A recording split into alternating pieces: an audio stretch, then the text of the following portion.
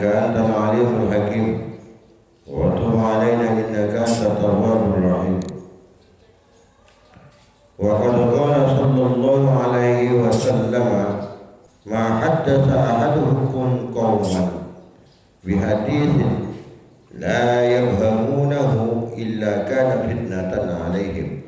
Dan sungguh telah bersabda siapa sallallahu alaihi wasallam, Rasulullah sallallahu alaihi wasallam, ma haddatsa ahadukum, tidaklah menerangkan, tidaklah menjelaskan ahadukum siapa salah satu di antara kalian, qauman terhadap satu kaum bi hadisin dengan satu hadis, la yafhamunahu yang tidak bisa paham siapa kaumhu terhadap hadis, illa kana kecuali ada apa hadis itu, fitnatan itu akan menjadi fitnah alaihim atas kaum.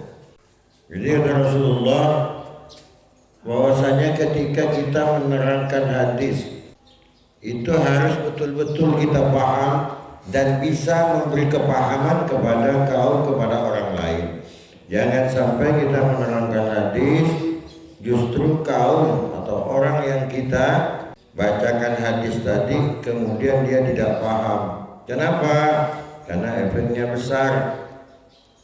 Kalau kita menyampaikan hadis kemudian orang yang kita sampaikan itu tidak paham terhadap isi maksud dari hadis itu, maka bisa menimbulkan fitnah, bisa menjadi fitnah. Hadis itu akan menjadi fitnah. Itu maksud Rasulullah. Jadi jangan pernah kita itu menyampaikan, menjelaskan kepada orang tentang hadis Nabi kalau kita sendiri tidak paham. Dia harus betul-betul kita itu menguasai ke hadis itu dan artinya, maksudnya. Karena hadis Rasulullah itu ada yang mudah dipahami, ada yang memang perlu penafsiran. Contoh, ada hadis begini. Qala sallallahu alaihi wasallam al-ma'u minal ma', adapun air dari air. Jadi maksud di situ itu adapun air mani, minal ma'i itu dari air. Berproses jadilah dia air mani. Ada lagi hadis yang menjelaskan man tawadda'a bi baulil kalbi sahawtu. Siapa yang berwudu bi baulil kalbi dengan kencingnya anjing maka sah wudu. Ya. Hadis. Maka di situ ada penafsiran-penafsirannya. Itulah pentingnya kita paham nahwu. Itulah pentingnya kita tak paham surah biar tahu kalimat. Iman tawaddo'a, barang siapa yang berwudu bi baulil kalbi, binya itu namanya ba'dun minkul. Ba bermakna sebagian. Berarti artinya apa? Man tawaddo'a, siapa yang berwudu bi baulil kalbi dengan sebagian kencingnya anjing, sahha maka sahu.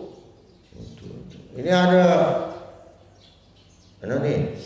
ada kolam di depannya misalnya. Ada anjing kencing di situ. Bercampurlah dengan air yang di kolam itu. Ikan ba'du minkul. Sebagian dari kencing air biasa bercampur dengan kencing anjing. Boleh tak wudu? Boleh, karena lepas dari dua gula dan sifatnya tidak berubah.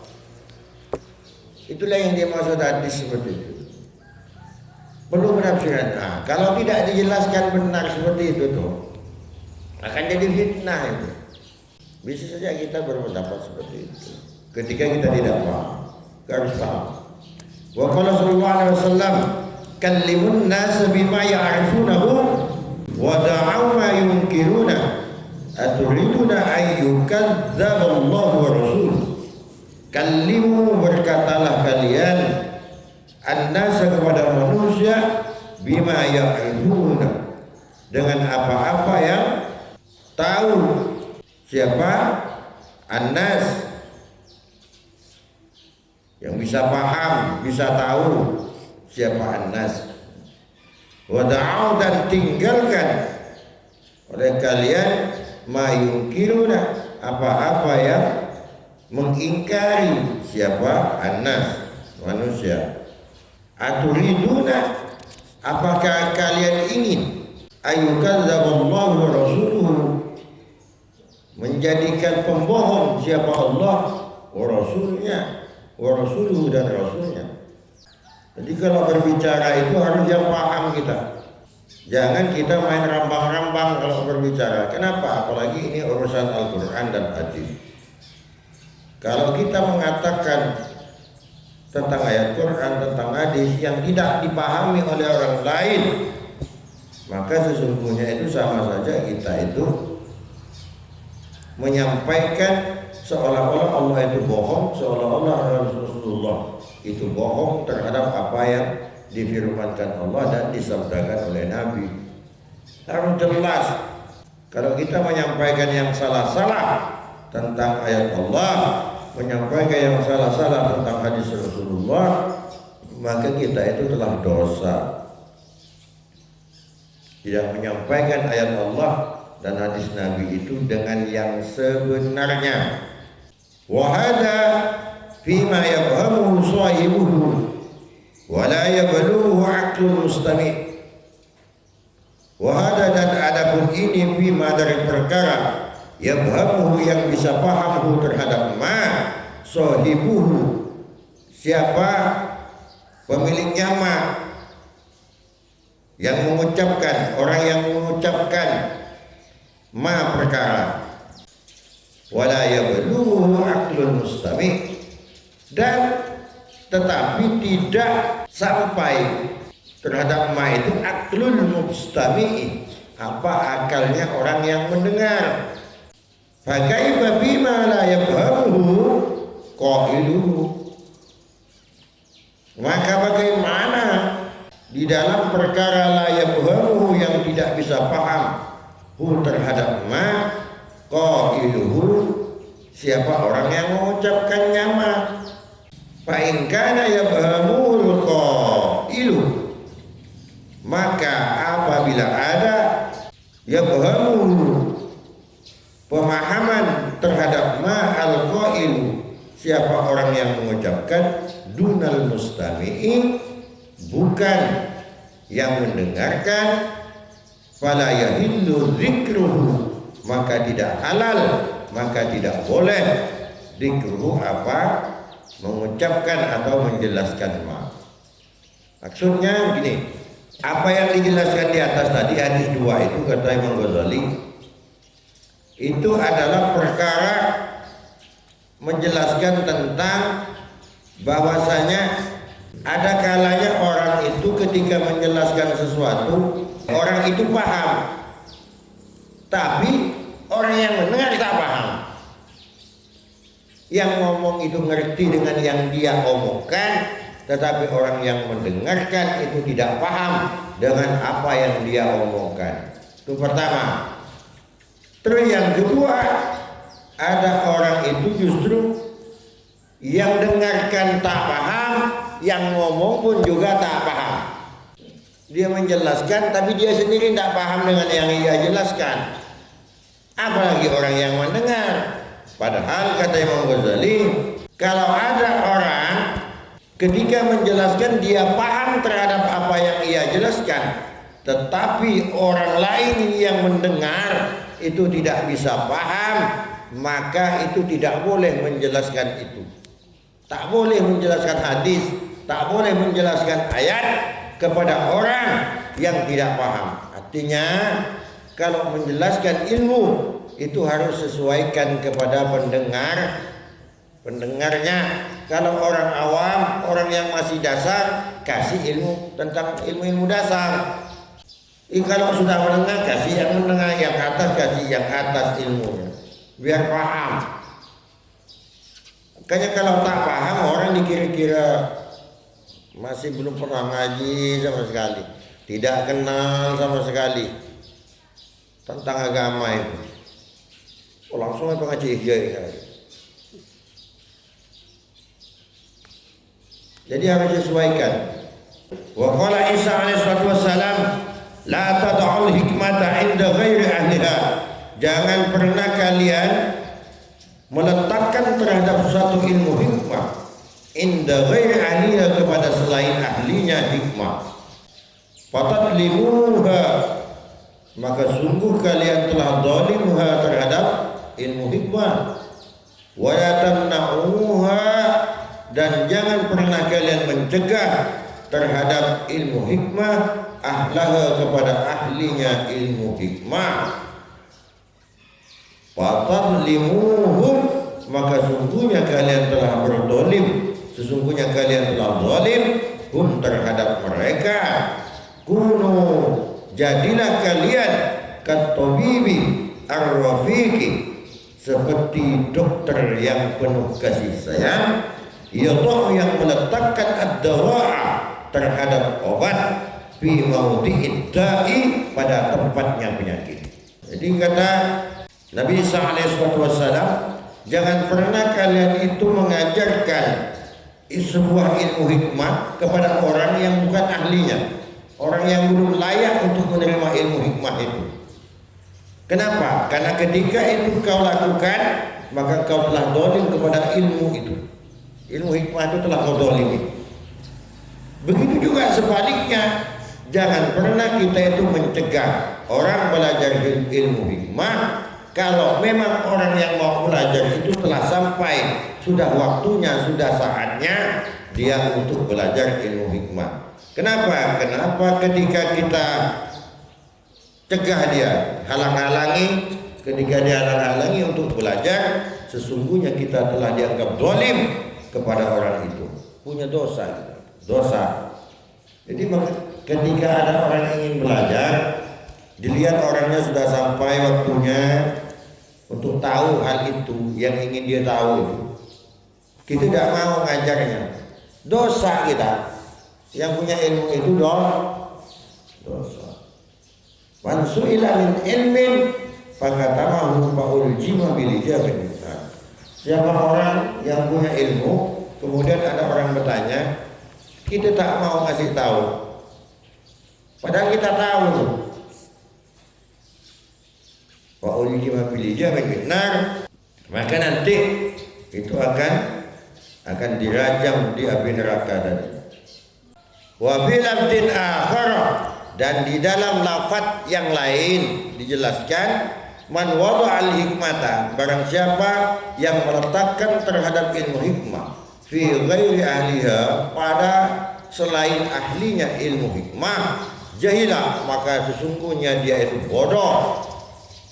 Waman mana'aha, dan barang siapa yang mencegah terhadap ilmu hikmah ahlaha, terhadap ahlinya ilmu hikmah, zalama, maka sesungguhnya dia telah zalim.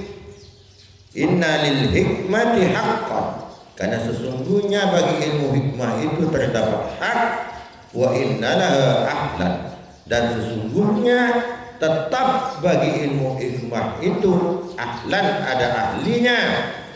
Fa'ti kulladhi haqqun haqqahu, maka serahkanlah setiap dihakun yang berhak terhadap haknya.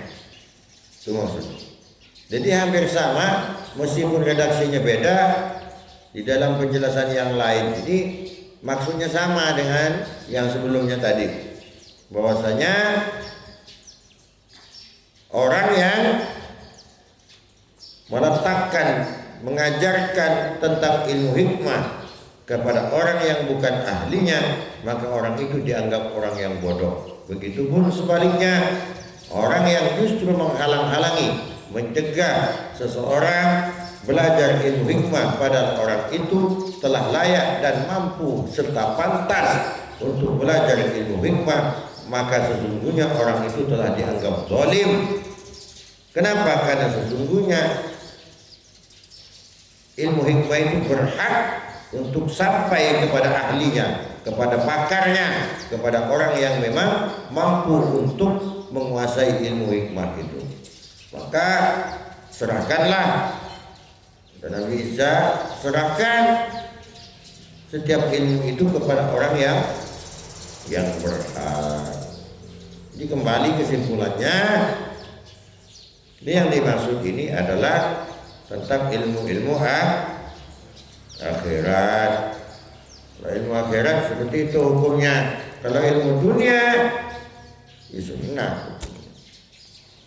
Sunnah ketika kita mengajarkan kepada orang lain. Karena sunnah tidak kalian ajarkan, ya tidak dosa. Yang tak oleh ganjaran.